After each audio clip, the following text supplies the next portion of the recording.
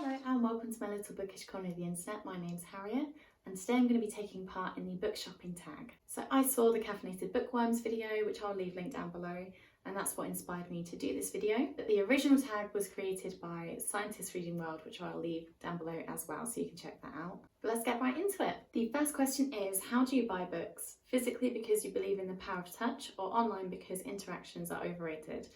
Now, I don't like interacting with people at all.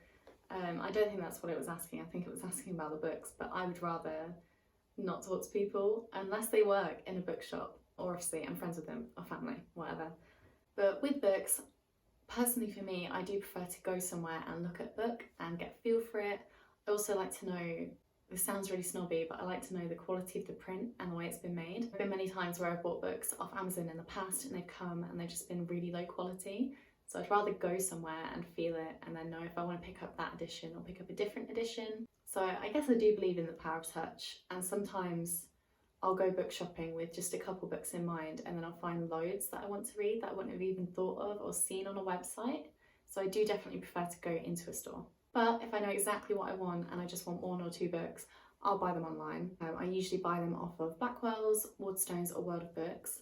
If you do want to order off Blackwell's or Waterstones, I'll leave some links down below because I'm affiliated with both of them. So it just means if you click that link and buy from that site, you don't get charged any more money for what you're buying. It's the same price what you would usually pay, but I get a small commission which helps me to run this channel. So just put that in there. Question number 2 is, do you prefer bigger bookshops or smaller ones? It doesn't really bother me, to be honest. Smaller ones are nice because it feels nice and cozy and you don't get overwhelmed, I suppose. But bigger ones are nice because you have a bigger selection. So I'll literally go for either. I can't choose between the two. Any bookshop is a good bookshop if you ask me. I think I would probably say larger, unless it's second-hand, because if it's a smaller bookshop and you find a good book second-hand for such a cheap price, it feels extra special because you found that gem. So yeah, I guess I don't really have a clear answer for that one. I like them both. Question number 3 is, do you prefer to buy books when they're brand new, being the first to touch them and being in great condition, or do you prefer used ones, the book having character history and personality? I'll always prefer used, unless it's a special edition, because I won't want it to be like written in and destroyed. I will usually keep those nice and pristine. So my big Ursi book that I've got with all the illustrations in, that's the only book I don't dog ear. I keep it pristine because it's really special to me that I keep it that way. It looks really nice. It was kind of expensive, so that's a special book to me. So when it comes to buying used books, if I can find a special edition used, I'll still buy it, definitely. But usually with the special editions, I want them to be new. However, I prefer used books. I prefer them to be dog-eared. For example, this is used by me, the Game of Thrones book, but it's just so floppy and it's got the dog ears. I don't personally write in my books, but I don't mind if other people do. I quite like reading people's annotations if I get a used copy. But a new book is never going to sit like this. You know, this makes me want to reread it. It just feels so nice in the hands. And I don't mind if it gets like scuffed or bent or anything like that. I think it gives the book character, so I'd probably say used. Question number 4 is, are you a coupon TLC level crazy person or a full price Sweet 16 MTV? So I guess I use my Waterstones card quite a lot. Basically, when you buy 10 books or collect 10 stamps, depends on the price, you get £10 off. So you can use that for any book, and I do that as much as I can. So that's why I shop there quite a bit. But if I can't get a discount, I don't mind. I'll pay full price. It's good to support the author that way. But if it's a book I'm not sure about, I'll buy it off World of Books because they're secondhand, so they're going to be cheaper anyway. And then you don't need a discount code because they're so cheap. Question number 5 is, read, research, analyse Sherlock Holmes-style, or impulse buyer like a shopaholic? Both. In the past, I've looked up books that are similar to books I enjoyed. That's how I found out about Ursi, because I was looking for books similar to Harry Potter that weren't Harry Potter, and that came out and I read it and I loved it. So I guess you could say that's kind of Sherlock Holmesy. But usually I will go off recommendations from people. I'll just buy the book if it sounds like something that I would enjoy. Sometimes I read the reviews, but most of the time I don't unless I'm really not sure. And then if I'm going book shopping, I'll just pick up whatever. If I see it and I like the look of it and the sound of it, I'll just buy it. So I'm probably more of an impulse buyer. Question number 6 is, a book or two at a time or a full cut pandemic style, or till the mailman dies if you buy them online. You're probably not going to believe me when I say this, but a book at a time. My TBR is just ridiculous. I've got so many books that I got for my birthday as well, so I've got hundreds and hundreds of things to read. So I need to only buy a couple books at a time if I need to buy anything at all, which I don't. So I do try and limit myself. I'm not very good at it, but I don't buy more than like 3 or 4 if I'm doing a big haul, unless it's from a charity shop, because I can't help myself, they're so cheap. But I would say usually it'll just be a couple at a time. Question number 7 is another one that I don't have a straight answer to. That is new and recent releases or older and classic. Both. I love them both.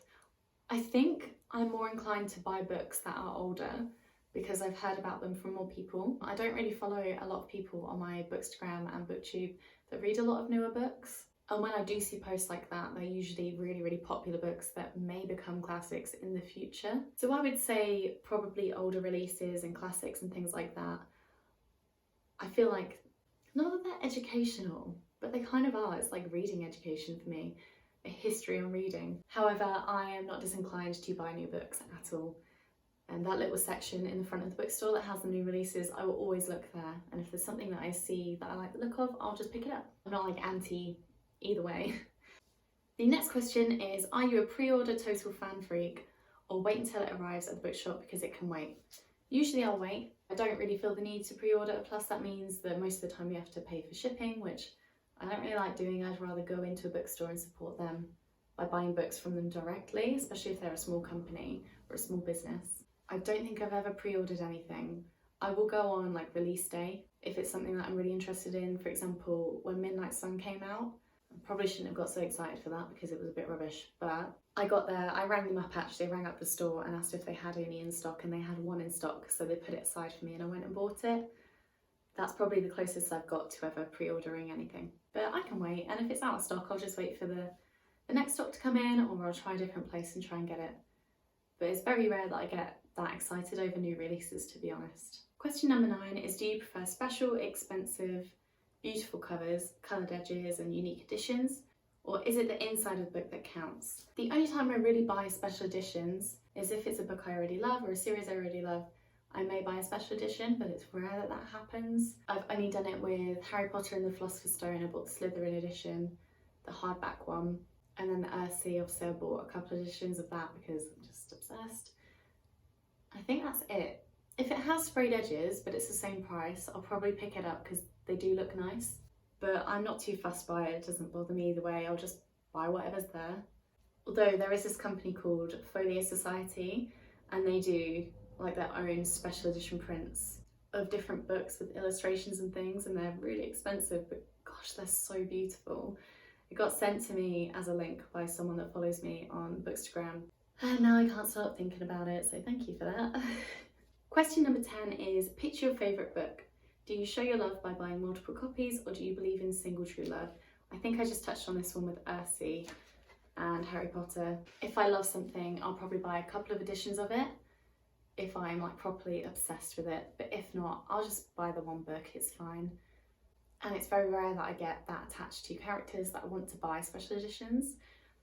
For example, The Lord of the Rings, I probably want to buy the Silmarillion, and I'd probably buy the illustrated version, but I haven't had it before.